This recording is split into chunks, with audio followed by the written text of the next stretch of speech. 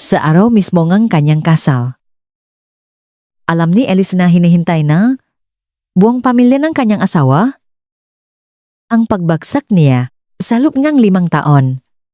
Isinumpang ang kanyang biyena ng isang babaeng kasing ganda, kasing laya, at kasing tiwala sa sarili niya. Ay imposibleng maging isang birhen, kaya naman. Sa mismong gabi ang kasal, humingi ang biyena ng patunay. Kinabukasan ng umaga, ang puting kumot ang magpapatunay.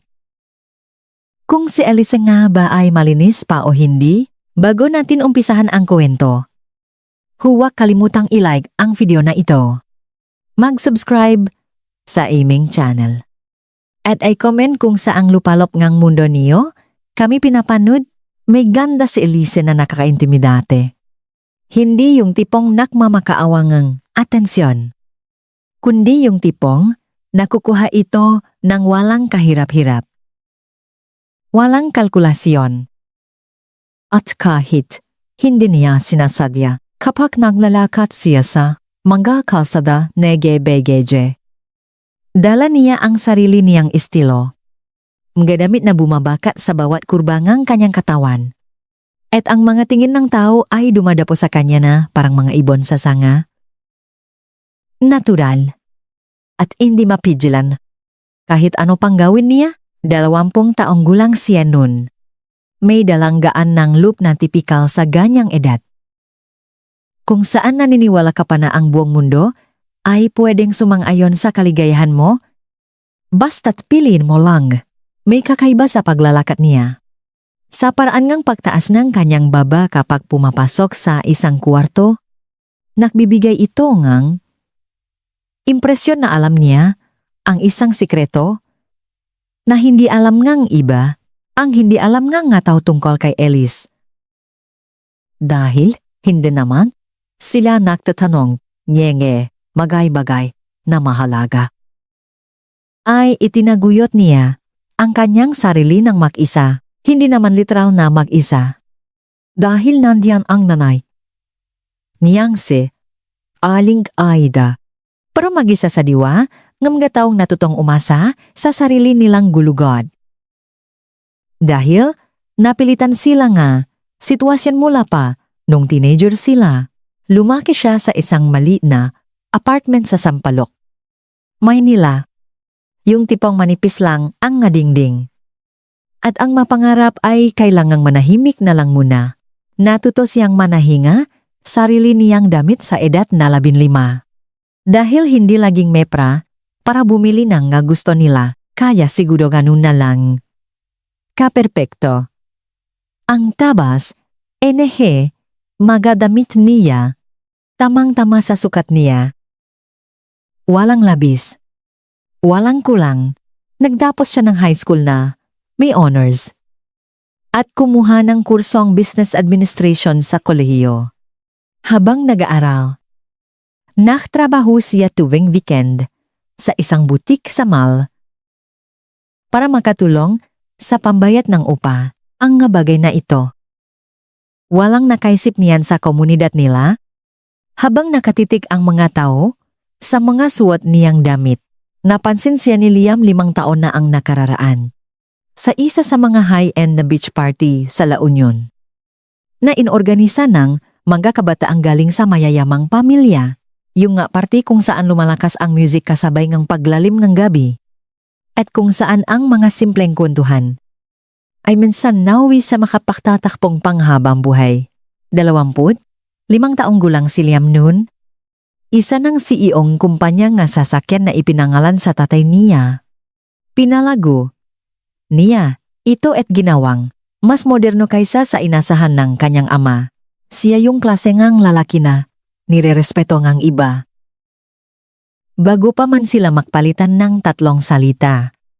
Hindi dahil sa pera o dahil sa mamahalin niyang suite, kundi dahil sa nakikita sa kanyang mamata, isang kalmadong kumpiyansa, isang paraan ngang pagdadala sa sarili na hindi nanlilit ng ibang tao.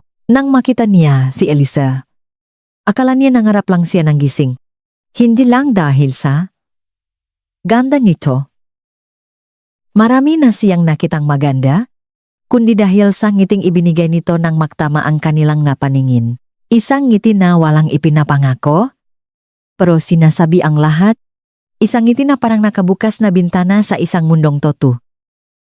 Sa panahong matagal nang nakalimutan ng mundo ang salitang toto, naglapit sila at nag-usap, at nang matapos ang parte na iyon, alam na niya, kasamangang kasiguraduhan, ngam nga lalaking minsan lang makamali sa buhay nila, na nakilala na niya ang babaeng gusto niyang makasama habang buhay. Nang gabing iyon habang nag-usap sila, may napansin si Liam na ilan lang sa mga lalaki ang makakapansin kapag may nagbibiro sa grupo at lahat ay sa pilitang tumatawa. Si Elise, tatawa lang kung talagang nakakatawa para sa kanya. Kapag hindi, siya natawa. Nananatiling kalmado ang mukha niya. Walang pilit na reaksyon para lang magustuhan ng iba para kay Liam. Mas naka-attract sa kanya ang simpleng katapatang iyon kaysa sa kahit anong pisikal na ganda. 5 taon ang lumipas matapos ang gabing iyon. 5 taon kung saan lumago ang pagmamahalan nila. Tahimik, matibay, at walang masyadong drama nga mabababaw na relasyon. Isang consistency na nagpapanggiti sa kanila tuwing umaga.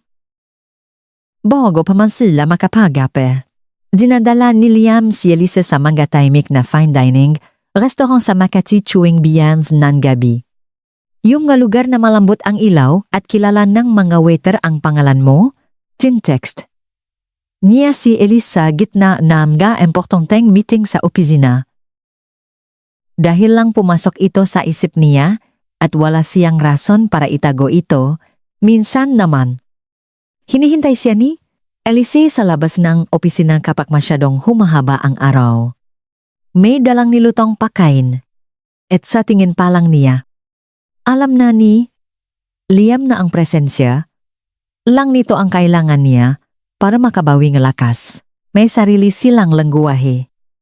Tulad nagamamatatagagal ng magkarelasyon, isang tingginan sa family dinner na ibig sabihin ay, uwi na tayo sa loob ng 20 minuto. Isang katahimikan sa telepono na ang ibig sabihin ay, pagod ako. Pero masay akong nandiyan ka? May nakasanayan na sila tuwing linggo ng umaga. Si Liam na nagtitimplang ang sobrang tapang na kape na hindi kailanman ininom ni Elise ng walang gatas. At si Elise na automatikong nilalagyan ng gatas ang kape ni Liam kahit hindi nito hinihingi. Dahil alam niyang magsisisi ito sa unang lagok pa lang.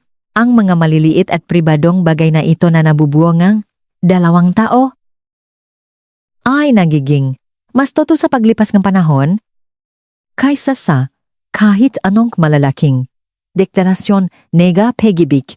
Pero hindi kailanman tinawid ni Liam ang limitasyon na karaniwang tinatawid ng ibang makarelasyon sa unang nga linggo pa lang, nirespeto niya. Si Elisa ng bongbo, hindi dahil walang pagnanasa. Dahil nandun ang pagnanasa, totoo at nag-aalam, kundi dahil sinabi na ni Elise sa kanya mula pa nung simula.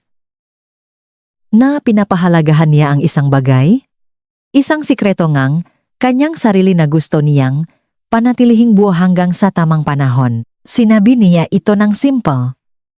Walang halong drama. Gamit ang direktang katapatan na, trademark na niya. Birhem pa ako, Liam.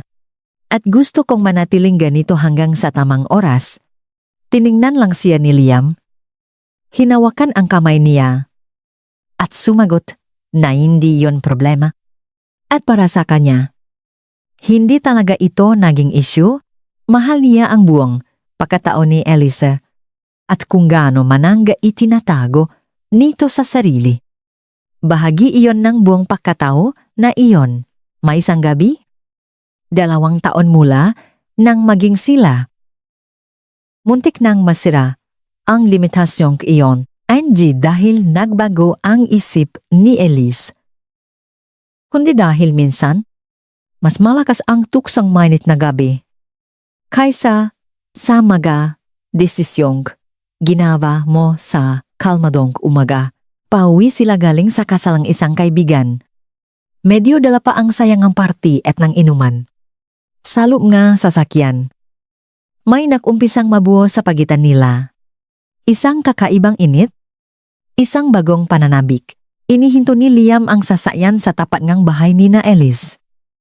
Pinatay ang makina. Nakatinginan sila sa dilim. Parehong alam kung ano ang pwedeng mangyari. At kung ano ang muntik na nilang piliin. Pero si Liam ang unang umatras, hinawakan niya ang mukha ni Elise. Tinitigan sa mamata. At sinabing, hindi ganito. Hindi dahil hindi niya gusto. Kundi dahil gusto niyang mangiare. Ito sa sitwasyong pinili mismo ni Elise. Ipinatong ni Elise ang noniya sa ni Liam.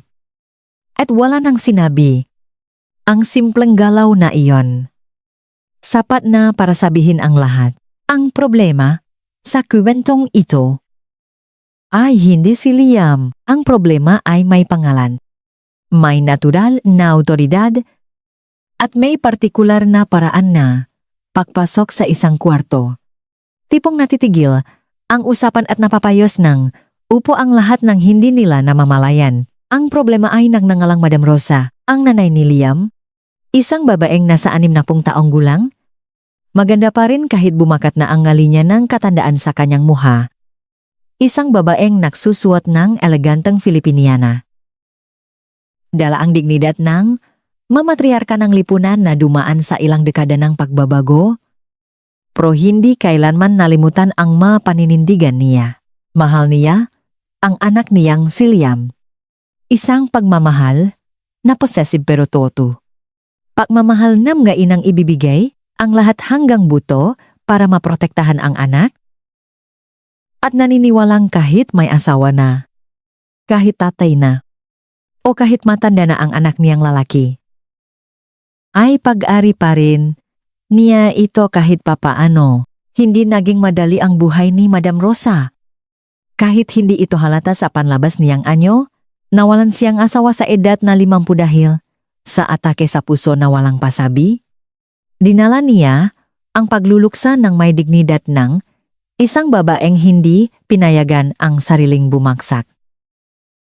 Dahil may mga anak pa siyang kailangang patayuin, mag-isa niyang pinatagbo ang pagbabago sa kumpanya ng pamilya. Humarap sa mga meeting kasama ang mga board members nang walang nakakapansin na nanginginig siya sa loob. Binuo niya sa paligid niya ang isang baluti nga kasiguraduhan. Isang baluti na parang pangalawang balat na nga, babae sa kanyang henerasyon, dahil mas pumuprotekta ang pagiging matigas kaysa sa pagiging malambing. Sa isang mundong walang sinasanto, hindi gusto ni Madam Rosa si Elise. O mas tamang sabihin, hindi niya gusto ang inaakala niyang pagkatao ni Elisa. Tinitingnan niya ang nga damit nito, ang manjaswat nito, ang paraan na malakas na pagtawa nito, at ang pagsasalita nito na hindi man lang yumuyuko. At sa isip niya, kinabitan niya agad ito ngang imahangang isang malanding babay. Isang babaeng walang preno. Isang babaeng hindi karapat-dapat magdala ngang apelyido ng kanyang anak. Hindi niya ito sinabi ng diretsahan. Masyado siyang pinoparaduan. Pero ang kanyang katahimikan ay may bigat sa mga family dinner. Ang kanyang mapilit na ngiti ay halatang beka. At kapag kinakausap siya ni Elise, may isang tingin ang matanda na tila laging kumikilatis. Isang husgado na may hotwa na. Bago pa magsimula ang paglilitis, may isang hapunan. 18 buwan na ang nakararaan. Kung saan muntik nang mawala ang kalmadong mukha ni Elise, sinabi ni Madam Rosa sa boses na sapat lang para marinig ng lahat sa mesa. Na, ang mababae ngayon, hindi na alam kung paano mag-asikaso ng bahay. Hindi siya nakatingin kay Elise nang sabihin niya yun. Hindi na niya kailangang tumingin. Alam ngang lahat kung sino ang pinariringgan niya. Inangat ni Elise ang tingin niya mula sa kanyang plato. Nagtama ang paningin nila ni Liam na may mukhang gustong sumingit pero hindi alam kung paano. Ngumiti lang si Elise. Isang malambot at pasensyosong ngiti. Pero hindi nagpapatalo. Pagkatapos ay muli niyang kinuha ang tinidor niya at nagbatuloy sa pagkain. Sa ilalim ng mesa, hinanap ngang kamay ni Liam ang kamay niya at mahigpit itong hinawakan. Nang dumating si Liam sa bahay ng nanay niya isang linggo ng hapon. Para ipaalam ang desisyon niyang pagkasalan si Elise. Nanahimik muna si Madam Rosa. Isang mahaba at malalim na katahimikan na mas marami pang sinabi kaysa sa mga salita. Pagkatapos, dahan-dahan siyang nagbuhos ang saa. Pinakmasdan ang mga bula sa ibabaw ng tasa. At nagsimulang magsalita tungkol sa tradisyon. Hindi daw para kontrahin ang desisyon ng anak niya. Sabi niya, dahil alam niyang lalaki na ito. At ang mga lalaki ay may sarili ng pagpapasya, kundi para ipaalala sa kanya ang lumang nakagawian ng kanilang mga ninuno. Ang ginawa mismo ang kanyang lola. At ang inaasahan ng pamilya mula sa isang kasal na marangal, ang tradisyon ng pamilya nila sa probinsya. Isang tradisyon para patunayan ang tiwala sa unang gabi ngasal. Ang puting kumot. Ang pag-inspeksyon. Ang patunay na iningatan ng nobya ang sarili niya para sa lalaking magiging asawa niya, pinakinggan ni Liam ang kanyang ina nang hindi umaabala. Taglay ang malalim na respeto kahit hindi sila makasundo at nang matapos ito. Ibinaba niya ang kanyang tasa at nag-isip sandali bago sumagot, hindi siya sang-ayon. Hindi dahil nagdududa siya kay Elise. Sinabi ni Elise ang totoo sa kanya. At naniwala siya rito. Kundi dahil may parte sa kanya na ayaw iparanas ang ganong uri ng pagsubok sa babaeng mahal niya. May mali sa hinihingi ng kanyang ina. Parang sumasalungat ito sa respetong ibinibigay niya kay Elise. At sa tiwalang binuo nila nang makasama sa loop ngang 5 taon. Gusto niyang tumanggi. Hinahanap niya ang tamang salita para sabihin ito ng may pag-iingat para hindi masaktan ang kanyang ina. Habang pinoprotektahan ang kanyang mapapangasawa, pero nagpumilit si Madam Rosa. Gamit ang matigas pero malumanay. Na boses ngam gainang alam kong hanggang saan pwede idikdik ang anak nang hindi ito nasisira. Nagpumilit siya. Nagsalita siya tungkol sa sasabihin ng gatita. Nye mega pinsan. Na mga kapitbahay. Nagsalita siya kung ano ang iisipin ng mga tao kung ibabasura ang tradisyong ito. Parang papapatunay daw ito sa matismis ng lipunan tungkol sa reputasyon ni Elise at pagkatapos. Sinabi niya ang isang bagay na bumasak. Sa kahinaan ni Liam, sinabi niyang, kung talagang malinis si Elise tulad ng sinasabi nito, wala siyang dapat ikatakot sa gabing iyon, ang totong tiwala daw. Ay, hindi natatakot sa patunay. Umuwi si Liam ng gabing iyon na may mabigat na dalahin sa balikat na hindi niya may paliwanag. Mahal niya si Elise. Nagtitiwala siya rito, pero hindi rin siya sigurado. At ito ang mapait na katotohanan na madalas itinatago ng nagmamahal na ang tiwala niya ay baka hindi ganap na perpekto. 5 taon siyang sinabihan ni Eliseng Toto. At naniwala siya. Pero sa pagitan ng paniniwala sa isang tao at sa pagkakaroon, nga pisikal na patunay nito. May isang maliit na puwang kung saan sumisingit ang pagdududa minsan sa gabi. Tahimik. At nagtatago. Nagdesisyon siyang sabihin ito kay Elise, hindi para pilitin ito sa kahit ano. Kundi dahil naniniwala siyang karapatan nitong malaman ang totoo. Kaysa malaman nito ang tungkol sa tradisyon sa mismong gabing kasal na hindi man lang nakapahanda. Tinahuwagan niya si Elise para makipakita sa saisek ng Manila Bay.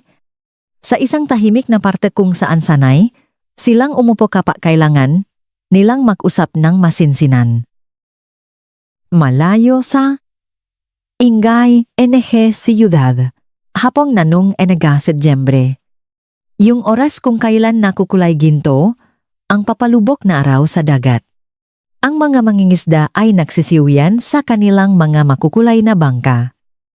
At ang amoy ng dagat ay humahalo sa hangin ng siyudad.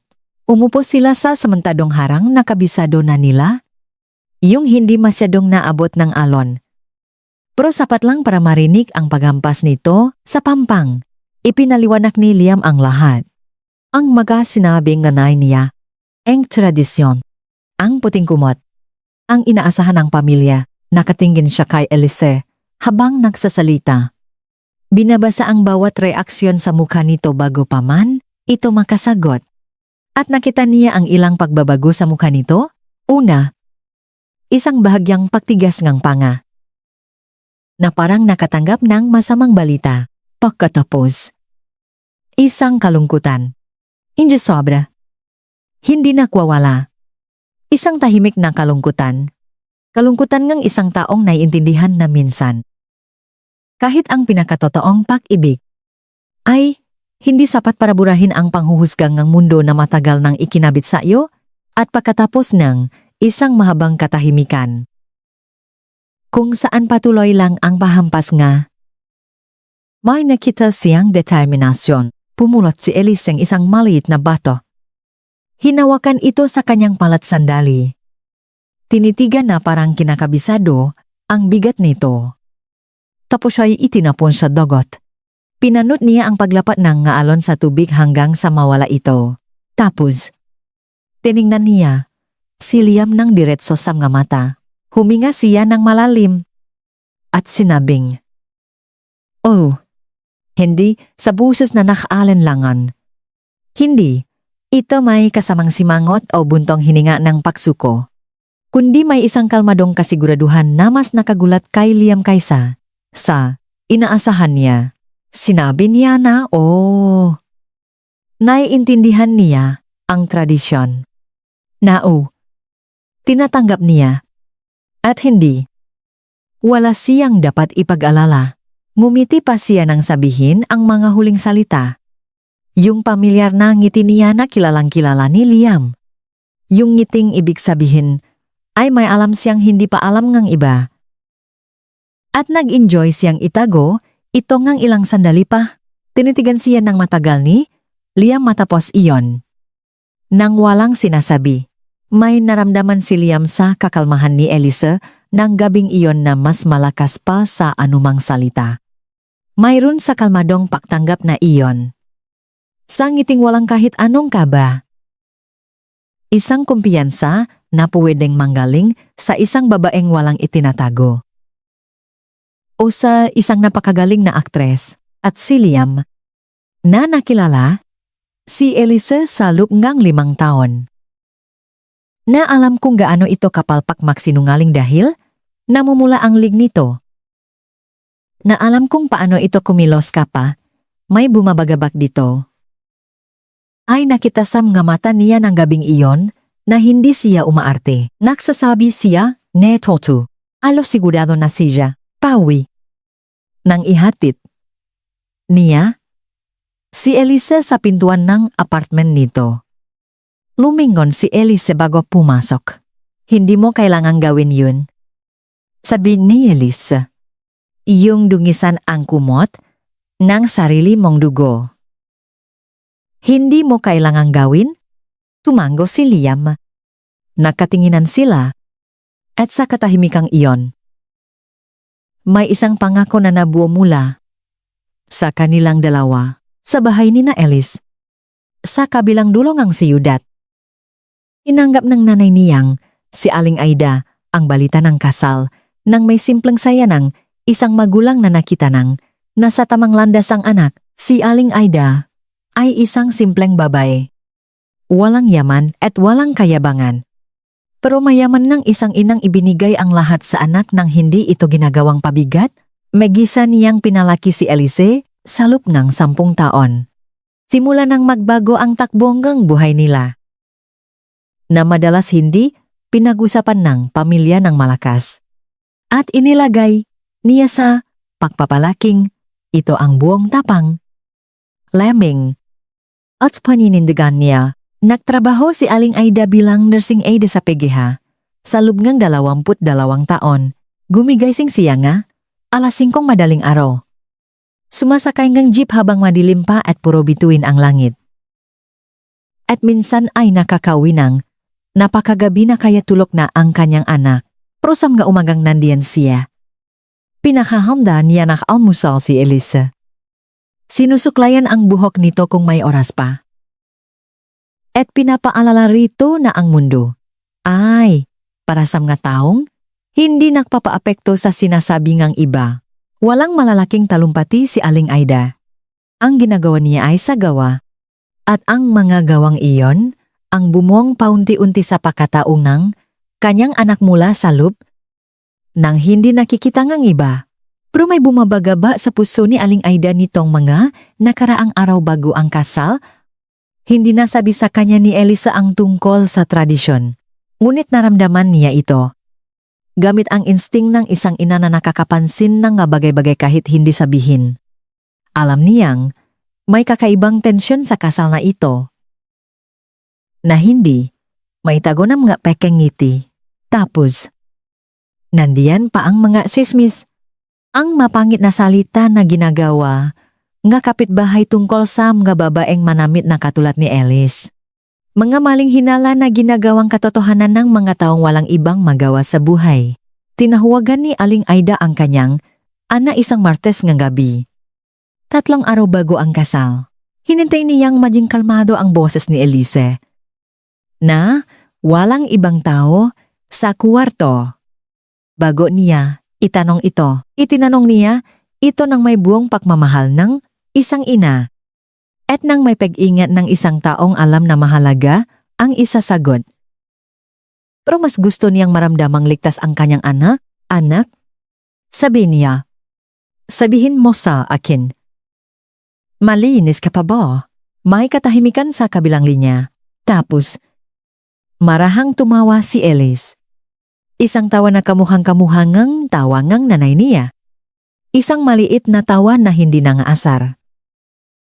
Kundi nagsasabing, mahal kita kahit nagtatanong ka nga walang kwentang bagay.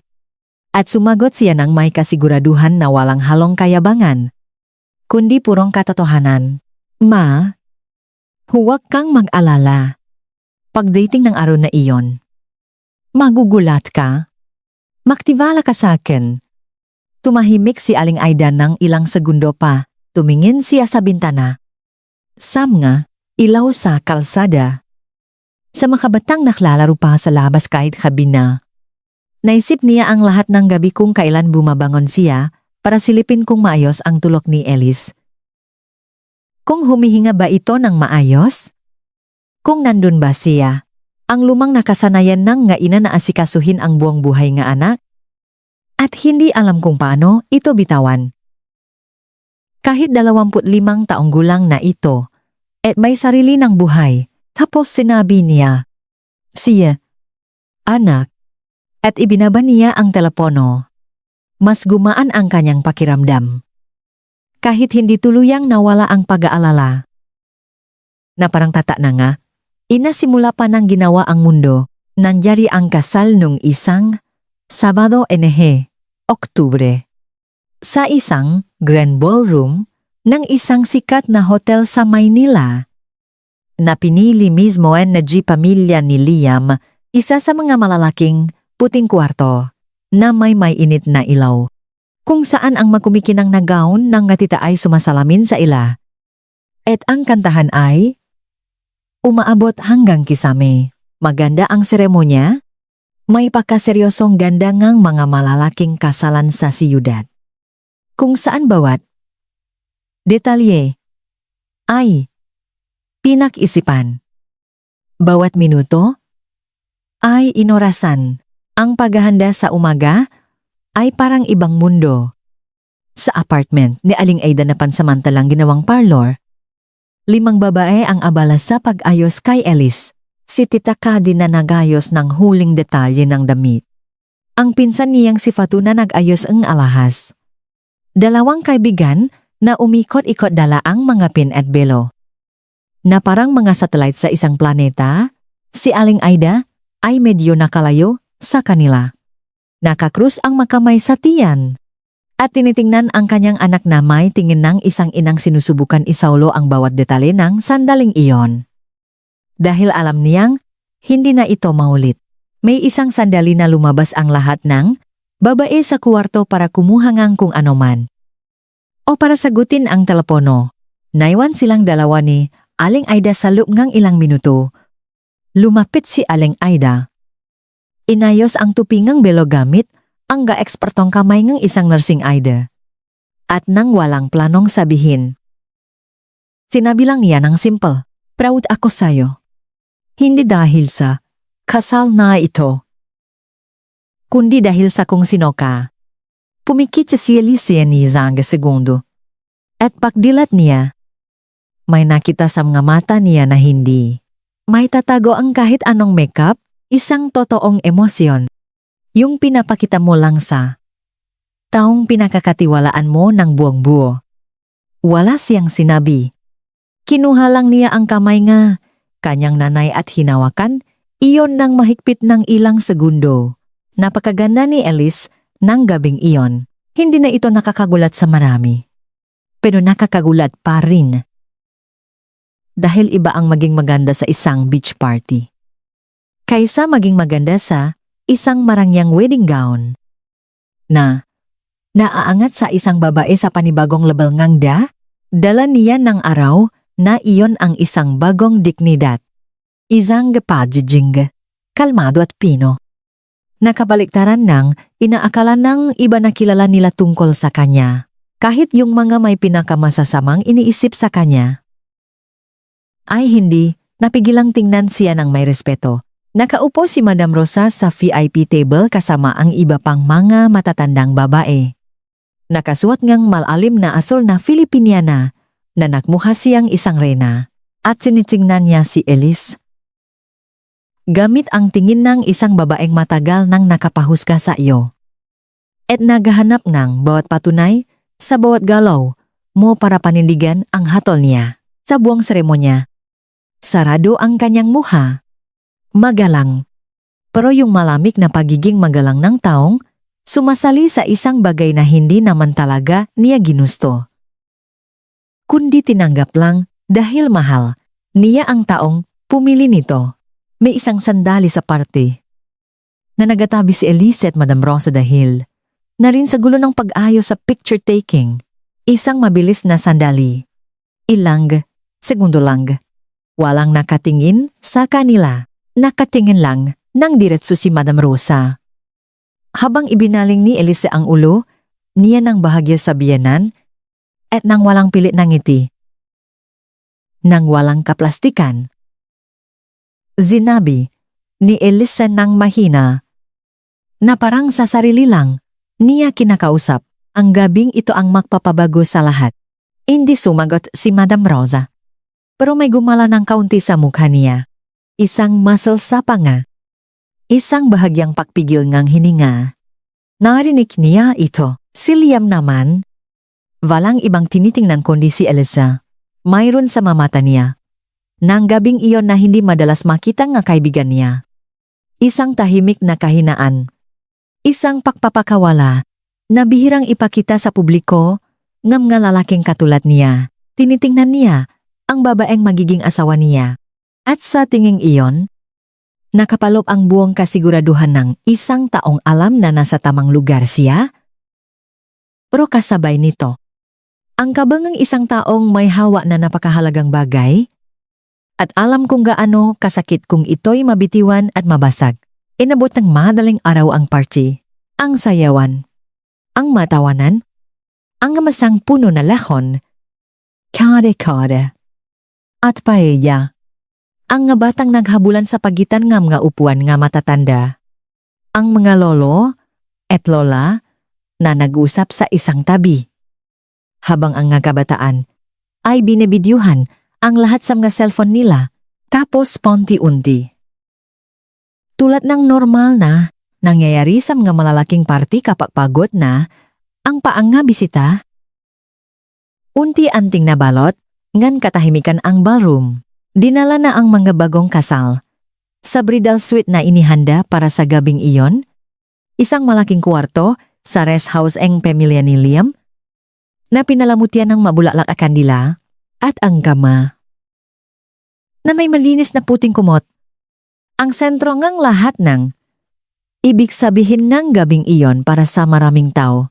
Umupo si Madam Rosa at Aling Aida sa living room. Kasama ang ilang piling kamag-anak na babae. Ito ang ipinapatupad ng lumang tradisyon. Isang tahimik na pagbabantay para iparating na may mga saksi ang unang gabi ng kasal. Nang hindi inaabala ang pribadong espasyo ng mag-asawa, may tensyon sa sala ng gabing iyon na walang pumapansin ng malakas, pero nararamdaman ng lahat. Tahimik na uminom katsa si Madam Rosa. Abang ang mukha niya ay nagpapakita nga pag-abang na mahirap itago. Nakakrus ang makamay ni Aling Aida sa kanyang tuhod. Nakatingin sa bintana. Dala ang pagiging kalmado ang isang taong ginawa na ang lahat ng bahagi niya. At ngayon ay hinahayaan na lang ang tadhana.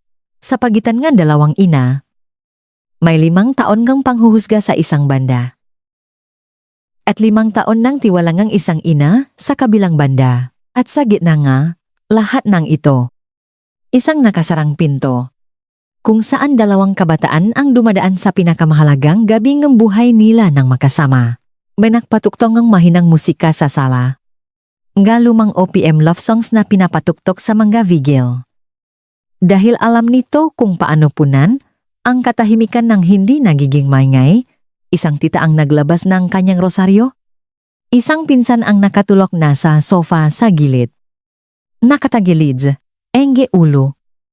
At suwat pang sapatos, lumilipas ang oras.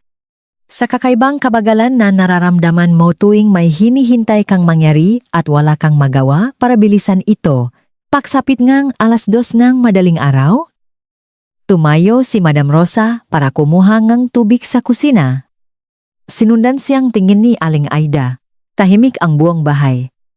Tanging tunog lang ang electric fan sa pasilyo at ang malayo-layong ingay ng dagat ang maririnig. Sa kusina, dahan-dahang nakpuno na baso si Madam Rosa. Nakapatong ang magakamay sa lababo. Nakatingin sa kawalan ng bintana sa harap niya. Sumunod na pumasok si Aling Aida. Kumuha rin ng baso at nagsalin ng tubig. Nanatilis sila dong nega ilang segundo. Nakatayo sa kusinang nailawan lang ng isang bumbilya. Nang hindi nagtatama ang kanilang nga mata, si Aling Aida ang unang nagsalita. Mabuting tao ang anak mo. Sabi niya, walang halong kayabangan, walang ibang pinariringgan. Isang simpleng katotohanan lang na ibinagsak sa katahimikan. Parang paglalapak ng isang babasaging baso sa ibabaw ngang, masang hindi mo pa masyadong kilala, binaling ni Madam Rosa ang ulo niya. May dumaan sa mukha niya. Marahil pag-analisa. O marahil pagkabihla. Tapos tumango siya. Yung anak mo, umpisang sabi niya. Tumigil siya. Ininom ang kanyang tubig. Tingnan natin. Sabi niya sa huli, hindi ito maganda pakinggan. Pero hindi rin ito tuluyang masama. Sa unang pagkakataon, sa loob ngang 5 taon. Hindi binikas ni Madam Rosa ang pangalan ni Elise na parang isa itong kriminal. Bumalik si Aling Aida sa salabitbit ang baso niyang tubig. Umupo. At pumikit. Siguro nagdarasal siya. O siguro. Hinahayaan lang niya ang gabi na gawin ang trabaho nito sa lubang kuwarto. Makaharap sina Liam at Elise sa unang pagkakataon.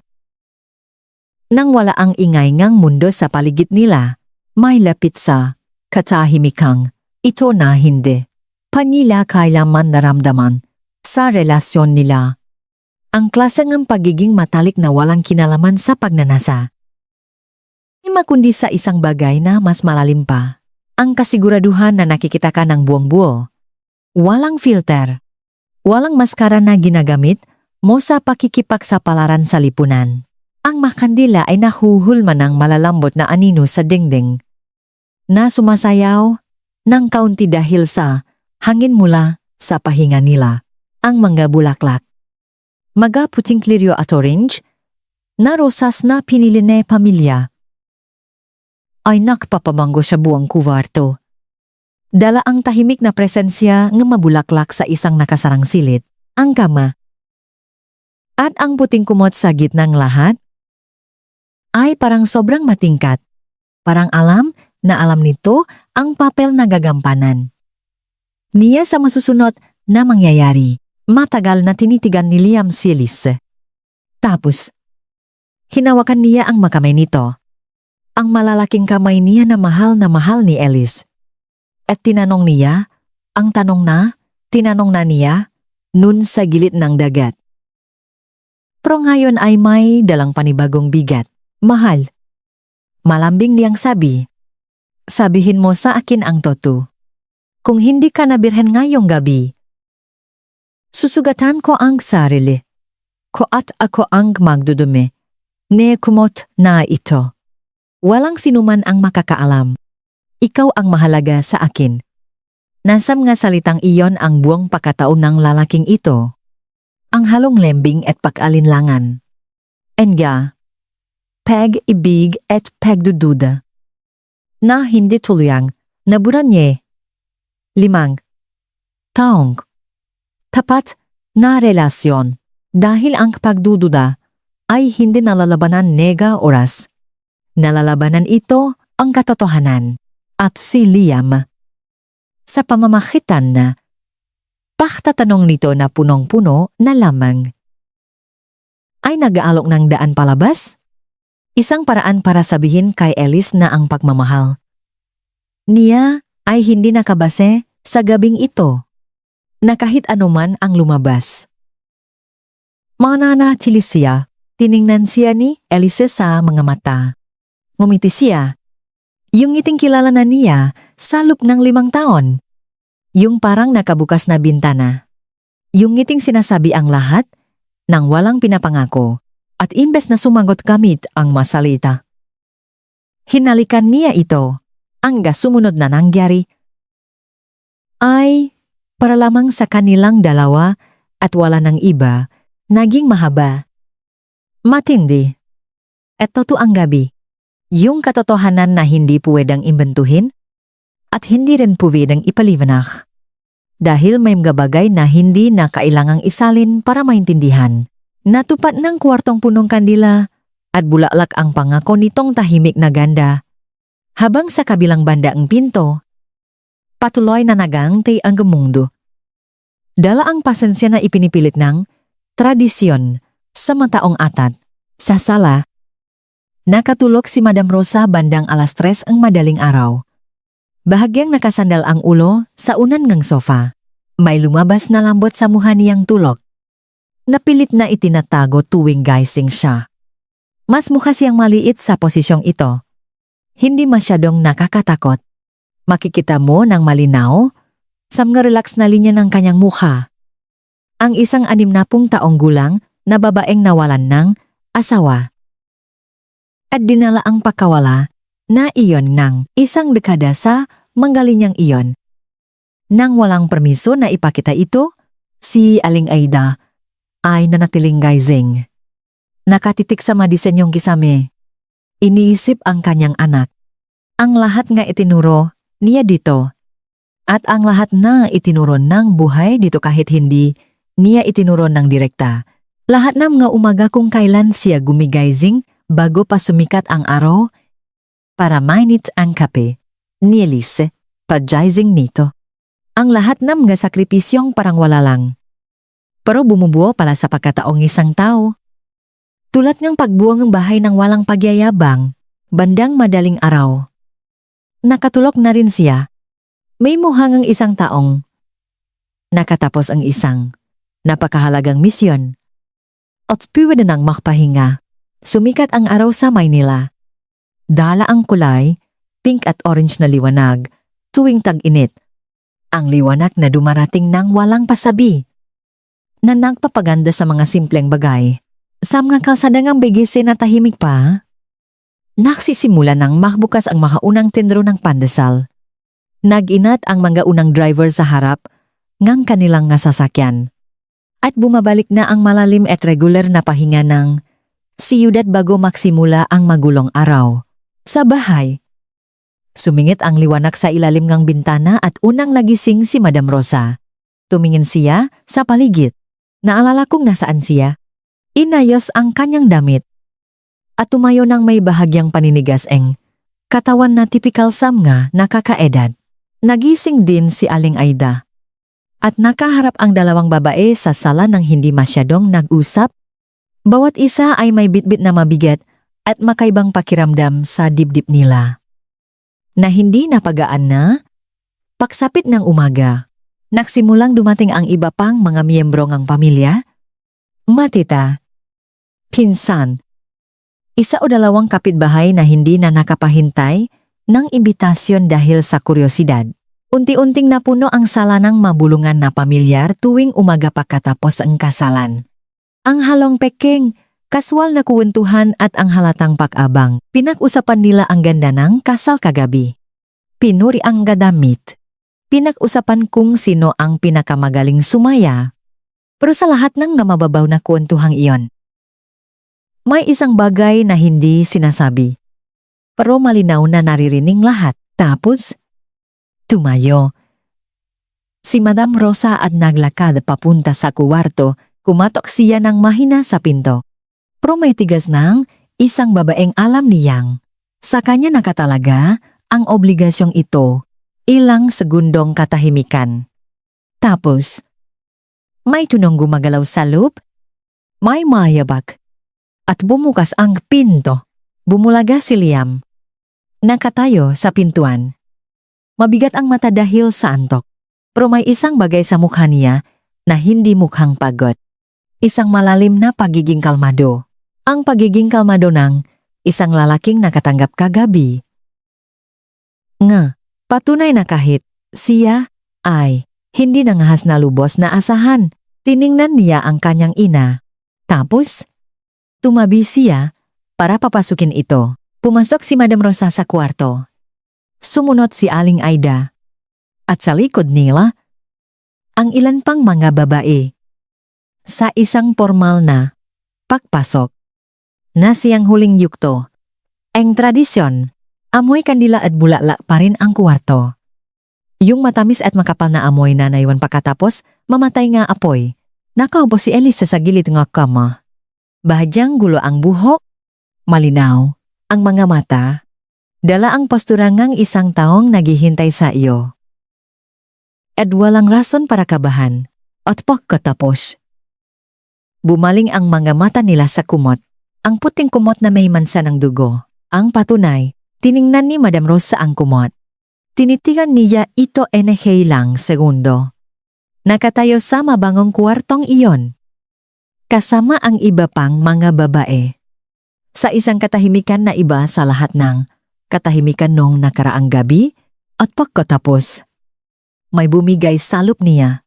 Hindi sobra. Walang sigaw o labis na pagalaw, kundi gamit ang napakamakataong paraan ng matatapang na babae. Kung paano nila ipakita ang emosyon kapag wala na silang lakas para pigilan ito, lumambot ang tuhod niya. Napupo siya sa saig. Sa malamig na tiles kwarto, nakatakip ang dalawang kamay sa bibig. At umiyak siya gaya ng pag-iyak ng isang taong naging malimula, umpisa hanggang huli. At ngayon niya lang, ito na-realize, umiyak siya dahil ang 5 taong masasamang hinala tungkol sa isang tao ay gumuho sa isang iglap sa harap ng isang katotohanang walang espasyo para pagdudahan.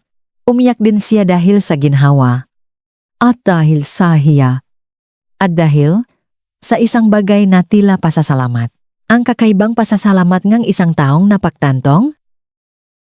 Niligtas siya ang katotohanan mula sa sarili niyang kamalian. Tiningnan ni Aling Aida si Madam Rosa na nasa sahi at ang kanyang sariling nga mata ay napuno rin Prong makaibang luha. Luha ngang isang taong alam na mula pa sa simula kung paano matatapos ang kwentong ito. Pero nakaramdam pa rin ngang pabasa. Lahat nga. Gabing inantay niya, ito. Tiningnan niya ang kanyang anak. Tiningnan siya pabalik ni Elise na may walang hanggang lembing sa kanyang mamata. Yung laming na walang hinihingi kundi ibinibigay ang lahat, naisip ni Aling Aida na kung wala man siyang ginawang tama sa buhay niya. Kahit papaano. Naging matagumpay siya sa isang ito, iba-iba ang naging reaksyon ng mababae sa kwarto. May naksimulang pumalakpak. Tahimik noong una, hanggang sa mas naging malakas. At ang paksabok na saya na ito ay tumunaw sa tensyon na bumabalot sa kwarto mula pa kaninang madaling araw. Tinulungan ni Liam ang kanyang ina na tumayo. Hinawakan niya ito sa braso. Tiningnan sa mga mata. At kahit walang salita, naiparating niya ang mga bagay na hindi sapat ang salita para ipaliwanag. Pinunasan ni Madam Rosa ang kanyang pisngi. Huminga siya ng malalim. Tapos ay humarap siya kay Elise. Nakatijiw, pahing si Elise sa gilid ng garama. Kalmado. Yung totoong kalikasan niya. Na madalas hindi nakikita nga na, nagmamadaling humusga dahil sa panlabas na anyo. Nakihintay siya, hindi siya mukhang babaeng naghihintay ngang. Pahinging tawad. O babaeng gustong manumbat. Mukha siyang babaeng. Nagsabi ngang toto mula pa noong unang araw. At hindi tumigil sa pagsasabi ngang toto. Kahit walang gustong makinig, lumapit sa kanya si Madam Rosa. Umupo siya sa tabi nito sa hilid NG kama. At nagsalita siya ng mabagal. Taglay ang bigat ng isang taong tinitimbang ang mga salita. Dahil alam niyang hindi na ito mabubura kapag nabitawan na. Sinabi niya na nakamali siya. Na tiningnan niya si Elise gamit ang mga matang puro panlabas lang ang nakikita. Za mga damit at mga kilos. At bumuo siya nga kwento na walang kinalaman sa realidad. Sinabi niya na humihingi siyang tawad, hindi formalidad. Hindi dahil kailangan, kundi talagang galing sa pinakailalim ng isang bagay na masakit aminin. Akala ko, ganoong klase kang babae. Sabi niya, ginulat mo ako. Patawarin mo ako. Tiningnan ni Elisa ang babaeng gumugol ng 5 taon para husgahan siya ng patago. At imbes na makimkim galit. Imbes na magpakita ng malamig na kayabangan dahil siya ang tama, at ito ang mali. May ibang lumabas sa mga mata niya. Isang mas malaki at mas malawak na pangunawa. Naintindihan ko po kayo. Ma. Sabi niya. Gamit ang salitang, ito sa unang pagkakataon na may bagong kahulugan, lahat po ngang tao. Ganon din ang iniisip sa akin. Hindi po ako galit sa inyo.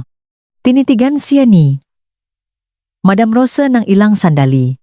Tapos, niyakap siya nito. Ang simpleng galaw na ito. Isang matandang babaeng niyakap sa kanyang dibdib ang nakababatang babae na dati ayaw niyang tanggapin. Ay mas malakas pa kaysa sa anumang talumpati. Mas matibay kaysa sa anumang deklarasyon. Sa yakap na iyon. Nandun ang simula ngang isang bagay na hindi nabigyan ng pagkakataon noong nakaraang 5 taon. Isang totoong relasyon. Nakita ito ni Liam mula sa pinto na G-Quart. Nakita niya ang nanay niya at asawa niya. Ang dalawang babaeng naging mundo niya sa loop ngang 5 taong puno ngang tahimik na tensyon. Ngang isang taong mahal ang dalawa, pero hindi magawang pagtakpuin ang makaibang mundo nila. Nakita niyang yakap nila ang isa't isa sa kwartong iyon na amoy kandila pa rin. At may isang parte sa kanya na sumagot sa tanawing iyon. Nang may puwersa na hindi niya inasahan, isang emosyong marahas pero malambot.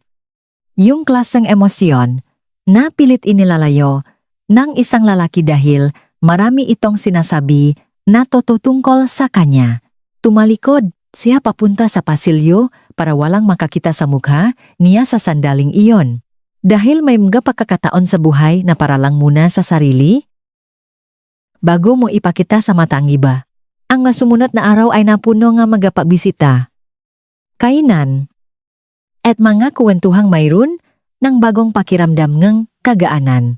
Hindi nawala ang pader sa pagitan nina, Madam Rosa, at Elisa loob ng isang gabi. Hindi naman ganun gumagana ang buhay. Pero nagsimula itong humuho.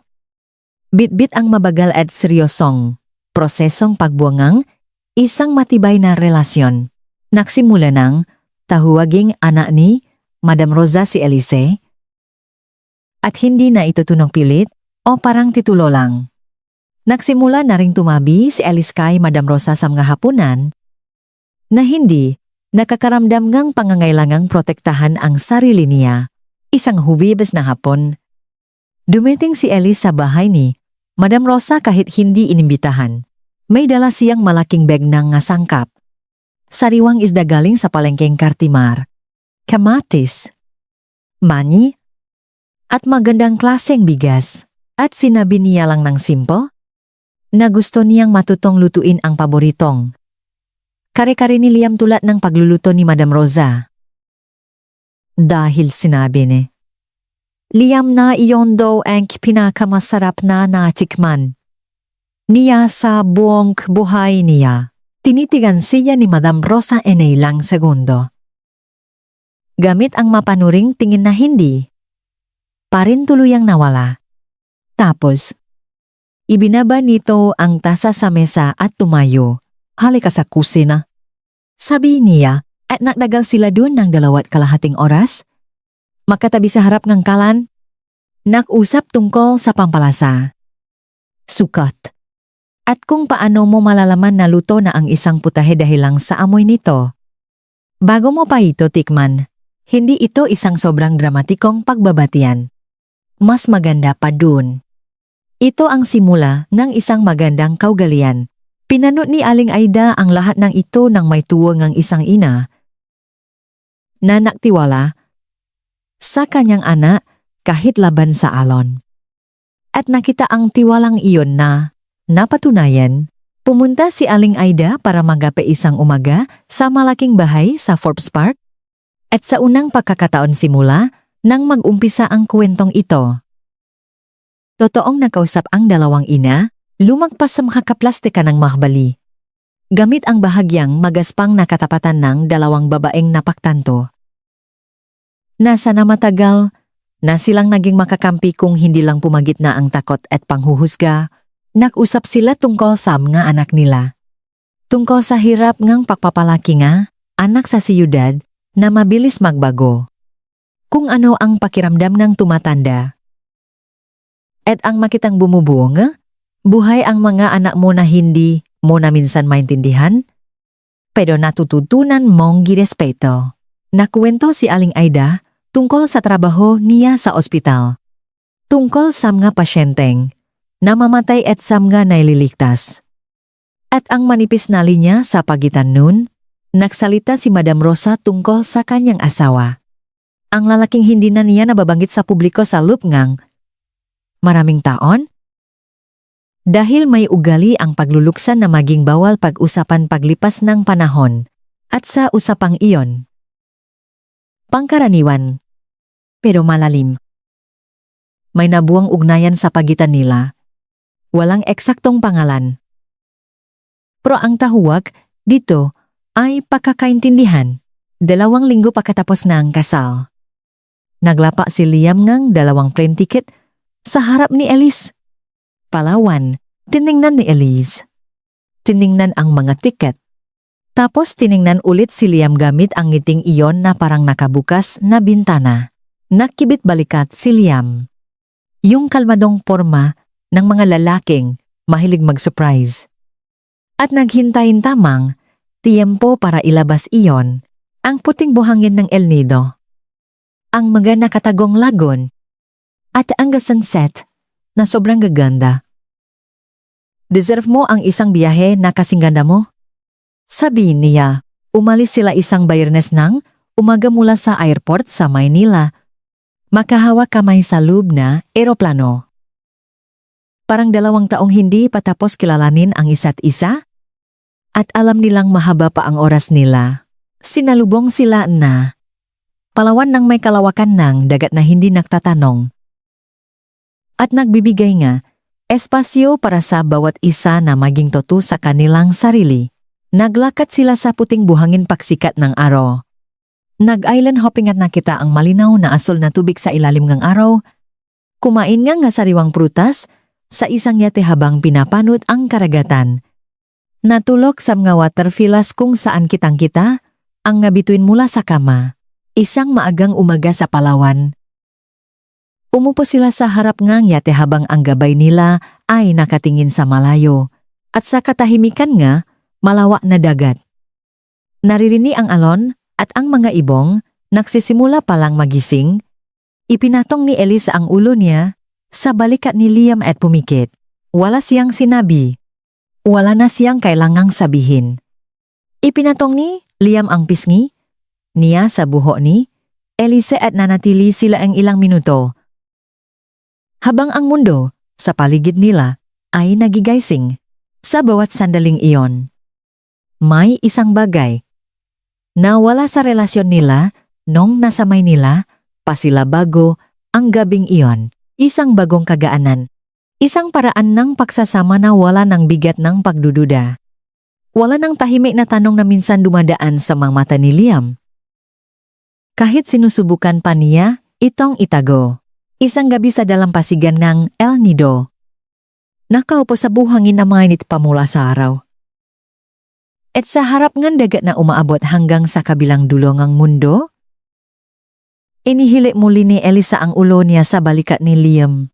Idinikit ni Liam ang pisngi niya sa buhok nito. Matagal na walang nagsasalita. Tapos, nagsalita si Elisa.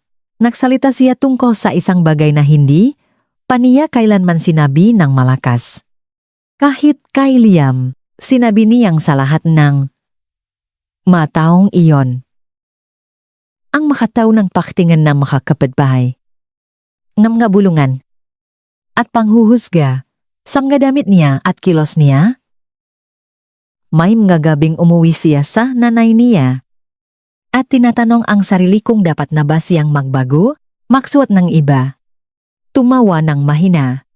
Tumingin palagi sa baba. Maging ang bersyon ng sarili niya na gusto ngang iba. Para lang tigilan na nila siyang paginalaan. Sinabi niya na hindi niya ito ginawa. Hindi dahil sa kayabangan o pagiging matigas ang ulo. Kundi dahil may parte sa kanya na ayaw paliitin ang sarili. Para lang magkasya sa hulmahan na, ginawa ngang ibang tao para sa kanya. At sa loob ng maraming taon, ang pagiging toto sa sariling ito ay naging kapalit ng kapayapaan ng isip niya. Pinakinggan siya ni Liam nang walang papigil. Kalmado ang dagat ng gabing iyon. Ang mga alon ay mabababa at regular na parang humihinga. Nag-isip si Liam bago sumagot. Ugali na niyang bigyan ng tamang oras ang isang sagot na nararapat pag-isipan. Tapos sinabi niya na humihingi siya ng tawad. Sorry dahil hindi siya naging sapat na matapang. Para sabihin sa nanay niya, noon palang unang araw, na siya lang ang may karapatang humusga kay Elise. Nasa na? Mas naprotektahan niya ito. Hindi niya sinabi ito para parusahan ang sarili, kundi dahil sa tahimik na katapatan ng isang taong inamin ang pagkakamali niya, nang hindi nagmamadaling patawarin ang sarili. Inangat ni Elise ang ulo niya mula sa balikat ni Liam. At tiningnan ito. Sinabi mo yan noong gabi ang kasal natin. Sagot niya. Sinabi mo sa akin na handa mong sugatan ang sarili mo para sa akin. Hindi biro yun. Ngumit si Liam. Yung mali na ngiti na itinatago, niya kapag may taong nagpaparamdam sa kanya na mas mabuti siyang tao kaysa sa inaakala niya, ipinatong ni Elise ang kamay niya sa kamay ni Liam sa buhangin. At bumalik sila sa katahimikan, ang katahimikan na hindi dahil sa kakulangan ng sasabihin, kundi dahil sobra-sobra na sa nararamdaman. Ang kwentong ito, ang kwento ni na Elise at Liang, ay madaling bawdin, isang nakababatang babay na hinusgahan ng lahat dahil sa panlabas na anyo. Isang lalaking mahal siya, pero hinaya ang pumasok ang pagdududa. Isang tradisyon na sanay naging kahiya-hiya. Pero nawi sa isang revelasyon. Pero mayroong sa kwentong gito na mas malaling pa kaysa sa pag-isye kinanga, isang gipuching kumo, isang gumaganaga o kitubre sa Maynila ang sinasabi ang kwentong ito. Ang ibinubulong nito sa likod ng lahat ng nangyari ay ang katotohanan na ang panlabas na anyo ay hindi ang buong realidad na ang damit na piniling suotin ng isang babae ay hindi nagsasabi ne lalim ne pagkatao niya na ang panghuhusgang ginagawa natin sa ibabase sa kung ano lang ang nakikita natin ay kadalasang magasinungalingan na sinasabi natin sa sarili natin. Para hindi na tayo mag-abalang kumilala pa, nakita ni Madam Rosa ang mga damit ni Elisa at inisip na alam na niya ang kwento nito, pero ang totoong kwento ay nasa ibang lugar. Nasa mga desisyong ginawa ang babaeng ito sa dilim. Walang saksi. Walang pumapalakpak. Para sa mga rason na kanya lang. At walang sinuman ang nakabalaman lang na itanong sa kanya. Ang sinasabi rin ng kwentong ito ay minsan, kailangan mong tapang para sabihin ang totoo. Sa mundong na desisyon na hindi sila maniniwala sa'yo, pwede sanang ipagtanggol ni Alice ang sarili niya. Nakipagtalo. Nagreklamo laban sa matingin at bulong na sumunod sa bawat hakbang. Niya salop ng 5 taon, pero hindi niya ginawa. Nagpatuloy lang siya kung sino siya. Dala ang kalmadong kasiguraduhan ng isang taong alam na ang katotohanan ay hindi kailangang isigaw. Para balang araw ay pakinggan at ang huling sinasabi nga kwentong ito. Marahil ang pinakamahirap tanggapin dahil lahat tayo ay tinatamaan. Ay kaya nating masaktan ng malalim ang mataong mahal natin? Dahil lang sa mga maling hinala, mahal ni Liam si Elise. Mahal ni Madam Rosa ang anak niya. Pero hinayaan ng isa na bumo ng maling kwento ang kanyang panghuhusga tungkol sa isang totoong babae. At hinayaan ng isa pa na ang maliit na pagdududa ay sumira sa pagmamahal niya tulad ng lamat sa isang matibay na kahoy, magkapakakamali ito na tao. Mga pagkakamaling maintindihan. Mga pagkakamaling ginagawa nating lahat. Sa iba't ibang antas, ang mahalaga ay hindi yung huwag magkamali. Ang mahalaga ay matuto tayong tanggapin ito kapag ibinagsak ng realidad ang katotohanan sa mismong mukha natin.